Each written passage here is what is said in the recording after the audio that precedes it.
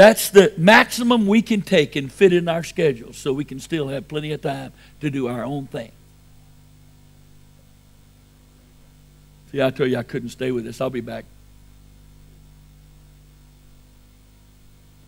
Now, there's a lot of labels thrown around in our day. You've heard some of them here.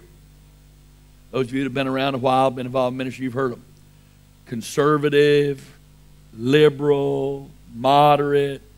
I decided a long time ago, if I was going to be labeled, I was picking the label. I got my own label.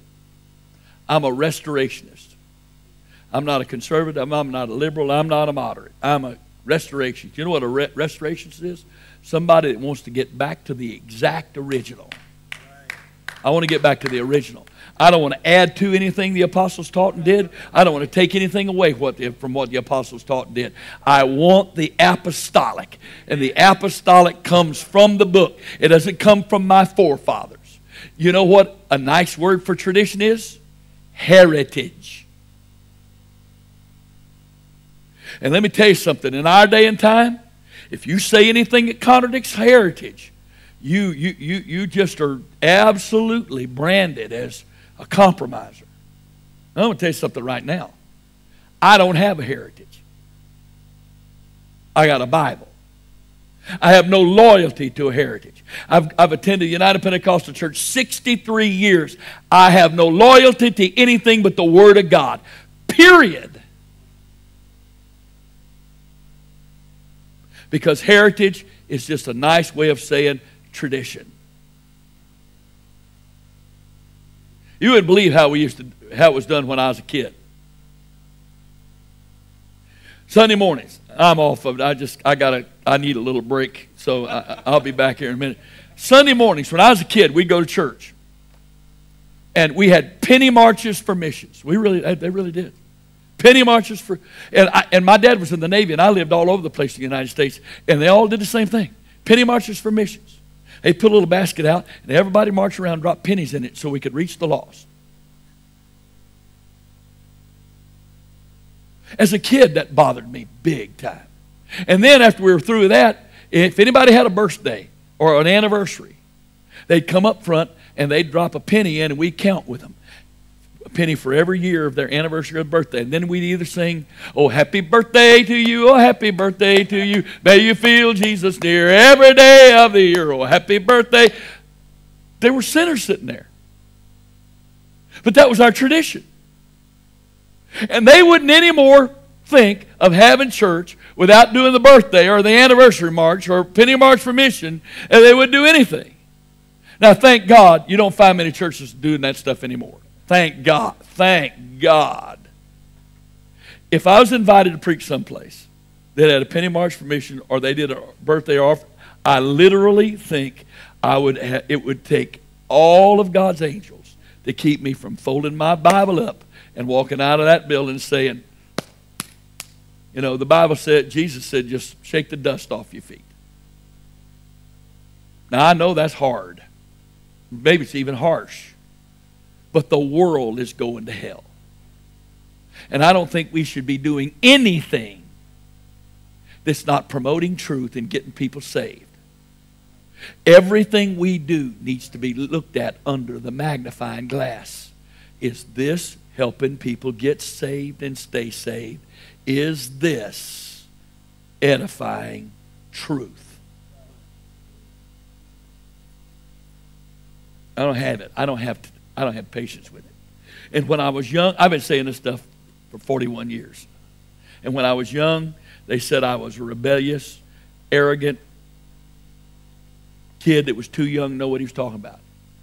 They don't know what to do with me at 63 saying the same stuff. I think they thought I was going to outgrow it. You don't outgrow God. You don't outgrow truth.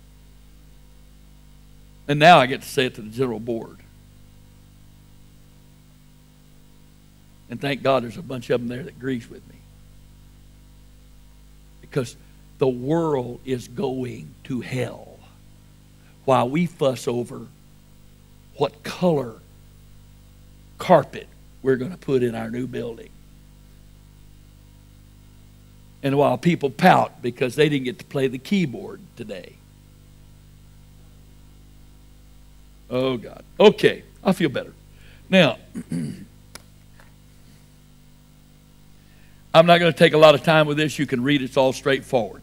The 5 giftings of the church are apostle, prophet, evangelist, pastor, and teacher. I've included for your information, hopefully edification, the definitions from several different sources of the Greek words that are translated by those giftings. Now, what are the leadership offices of the New Testament church? If they're not apostle, prophet, evangelist, pastor, teacher, what are they?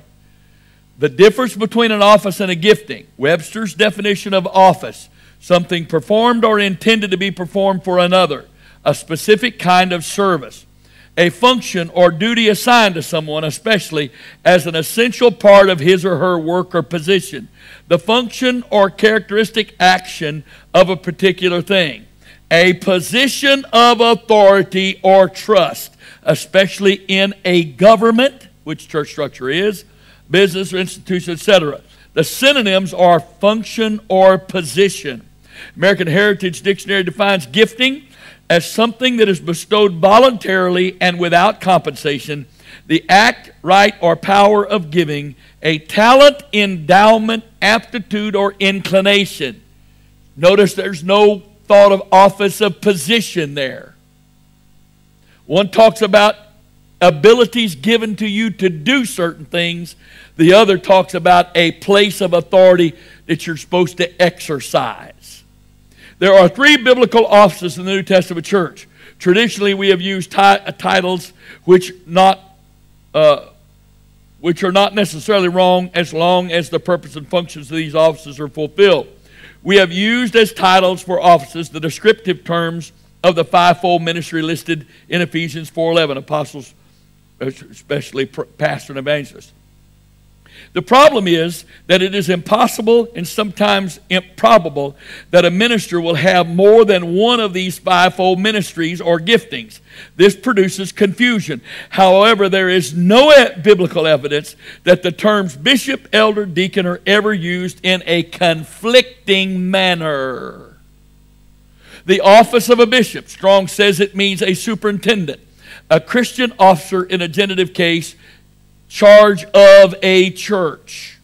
Thayer's is an overseer, a man charged with the duty of seeing that things are done by others are done rightly, any curator, guardian, or superintendent.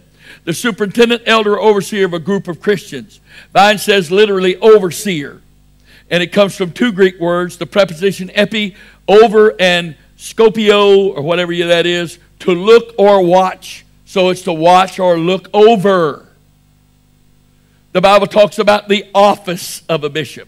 1 Timothy 3:1, this is a true saying. If any man desire the office of bishop, he desireth a good work. Strong says that the word office of a bishop is translated, office of bishop means inspection for relief, by implication superintendents, especially the Christian episcopate. Because technically, the word episcopate comes from the Greek word episkopi, which is translated overseer or bishop. Thayer says it's investigation, inspection, visitation, overseership, charge, the function of an elder, an overseer of a group of Christians. The office of an elder, when Acts 14:31, and when they had ordained them elders in every church and had prayed with fasting, they commended them to the Lord whom they believed. Paul went someplace, started a church, worked not only building that church, but training elders, and sometimes in 2 years' time, because of his intense training, people were ready. He ordained the elders and left and went someplace else, even though it is obvious from his writings and from his actions that he retained the authority of oversight in those churches. He threatened the Corinthian church. He said, you think I'm weak and this, that, and the other, but you don't want me to show up there. Now, if he didn't have authority over that church and the leaders of that church, what was he doing threatening them? You better get your act together, because if you don't, I'm coming. What? To counsel them?